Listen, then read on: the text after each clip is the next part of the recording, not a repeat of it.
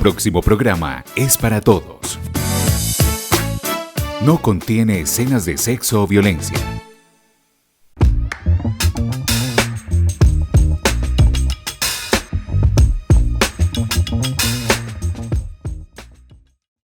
Hola, hola y bienvenidos a una entrega más de Estación Literaria, un programa que preparamos desde AUPAN Comunicación para Todos y con el que buscamos que ustedes desde sus hogares se familiaricen con el mundo de la literatura. Hoy estaremos con Francisco Gómez Escobar, también conocido como F. Gómez, fue un escritor e intelectual colombiano.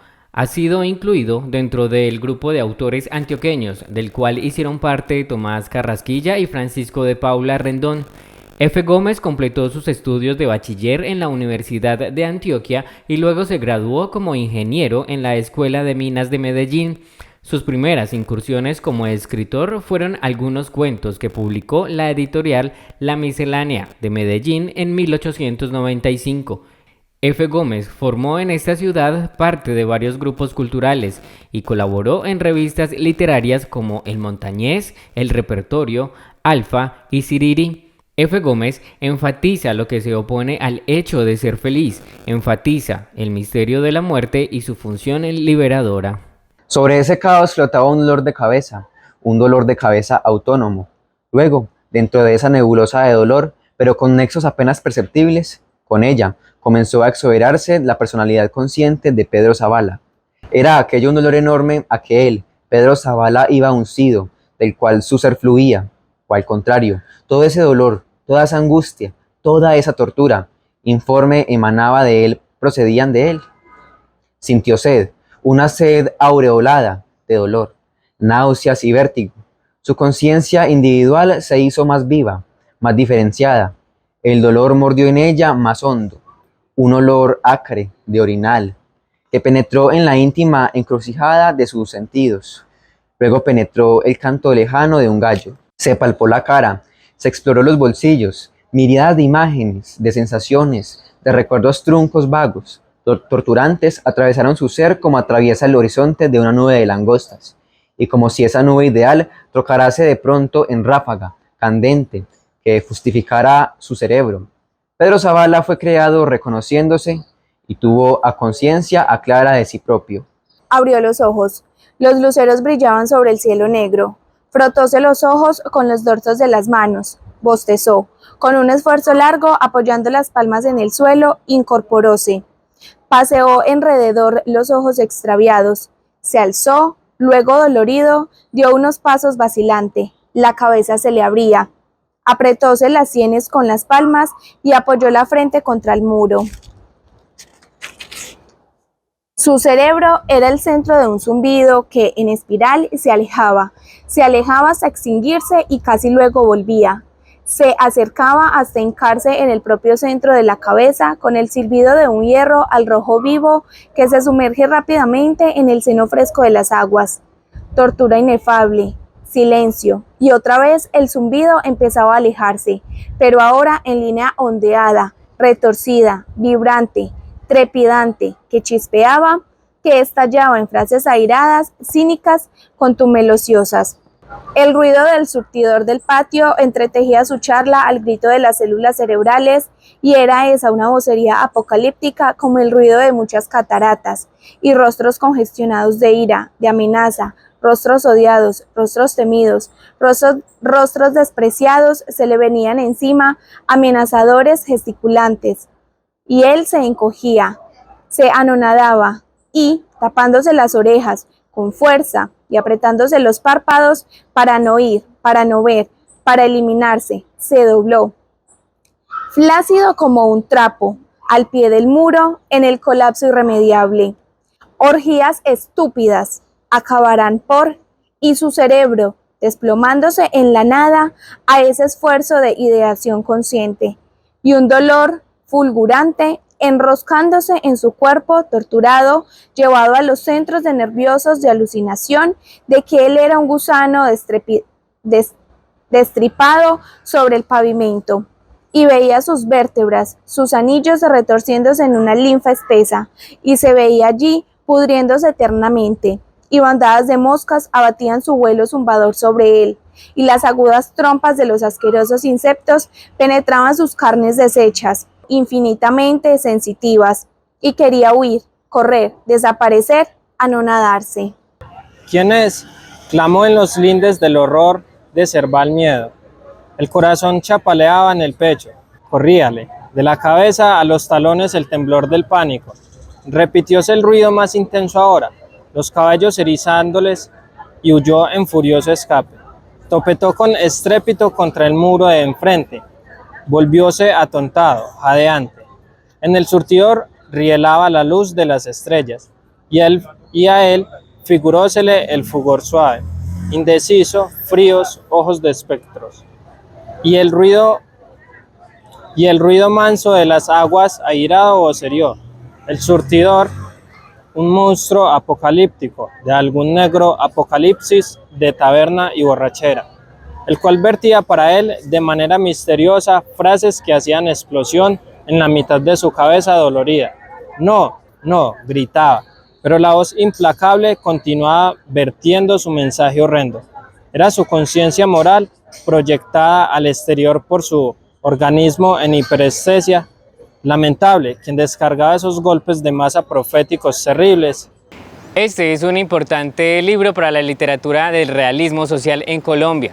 Guayabo Negro es la historia de un crimen absurdo. El protagonista, presa del licor y la embriaguez, asesina a su mejor amigo.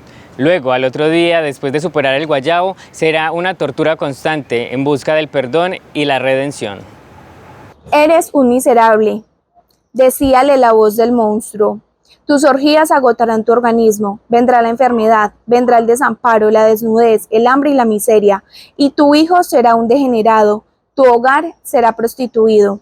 No, no, no, no, calle. Y se retorcía como un epiléptico y sus manos se tendían amenazantes, crispadas como las arpas de un león. Y tu hogar será derruido, aventado, y tu esposa miserable, clamó Pedro Zavala, desaferrándose de la inmovilidad en la que la parálisis lo tenía clavado y alabándose para tapar con sus manos esa boca del infierno, para sofocar esa garganta contumelciosa. Nido de Euménides, hervidero de iras u de afrentas, y sus manos apretaron la incoercible y fresca columna de aguas del surtidor, y cayó de bruces, la cara entre el brocal, en donde el agua coronaba de espumas, rebosaba y huía cantarina.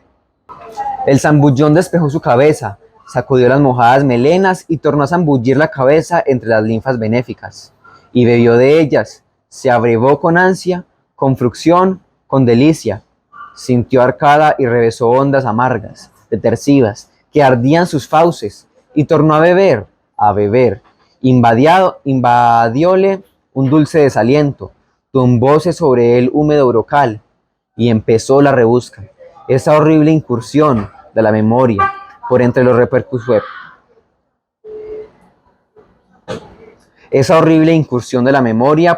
recuerdos borrosos, fragmentarios de una orgía de la víspera. ¿Qué habré hecho yo?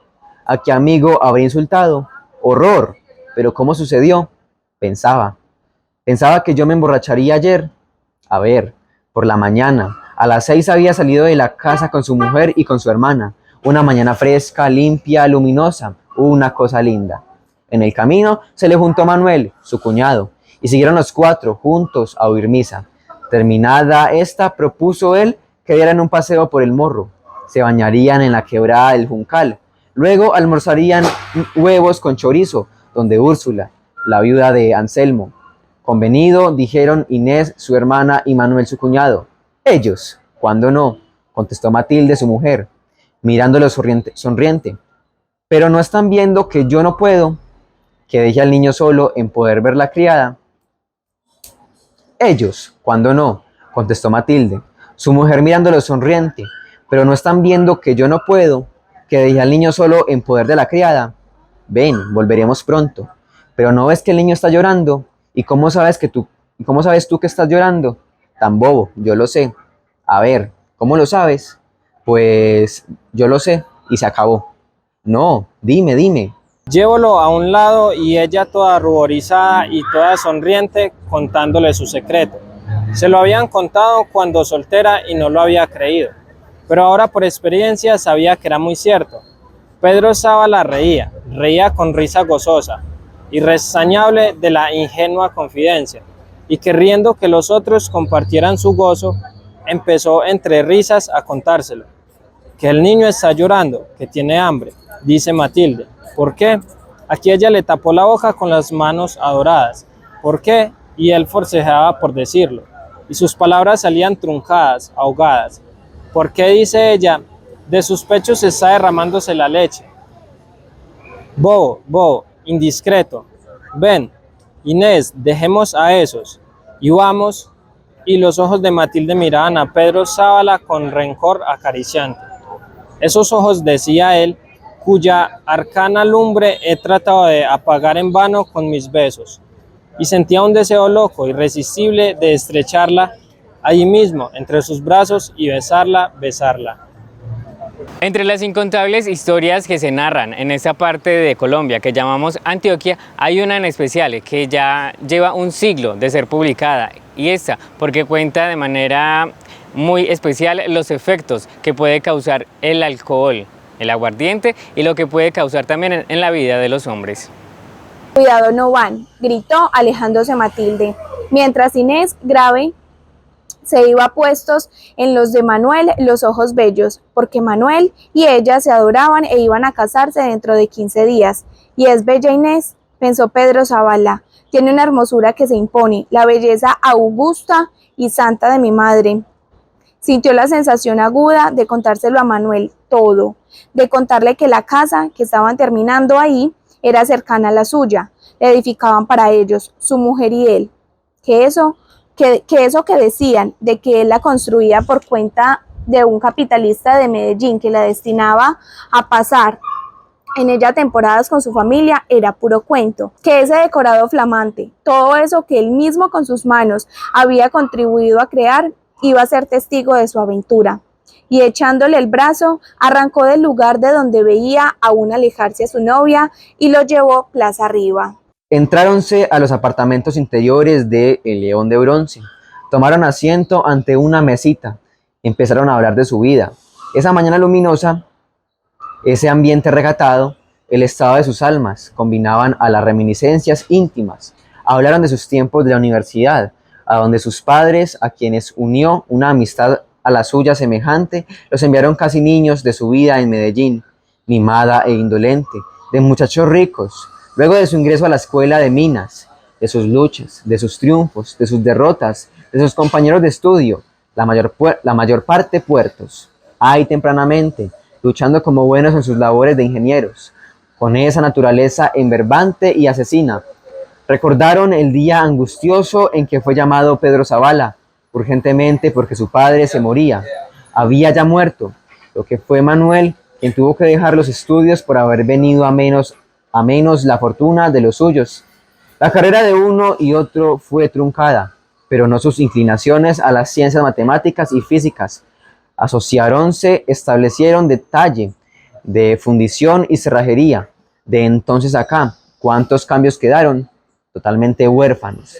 Pedro Zabala casóse con Matilde, a quien amaba desde niños. Este cuento nos reafirma una vez más lo que puede pasar cuando se abusa del licor. No solo se nos van las luces, sino que perdemos la conciencia y podemos cometer actos de los que nos podemos arrepentir toda la vida. Ahora vamos a conocer el tip literario que tenemos para esta semana. En el tip literario de esta semana aprenderemos la diferencia entre sesión y sección. Sesión hace referencia a la duración de una actividad. Por ejemplo, esta sesión de trabajo ya lleva 3 horas y aún no hemos tratado los temas más importantes. Sesión con C hace referencia al verbo ceder. Por ejemplo, he determinado la cesión de parte de mis bienes a la fundación. Sección hace referencia a una parte de, por ejemplo, en esta sección del cerebro es donde está nuestra conciencia. Esto ha sido todo en esta entrega de Estación Literaria. Espero ya sepan que deben marcar límites en sus acciones y tomar con prudencia. Nos vemos en una próxima oportunidad. Chao, chao.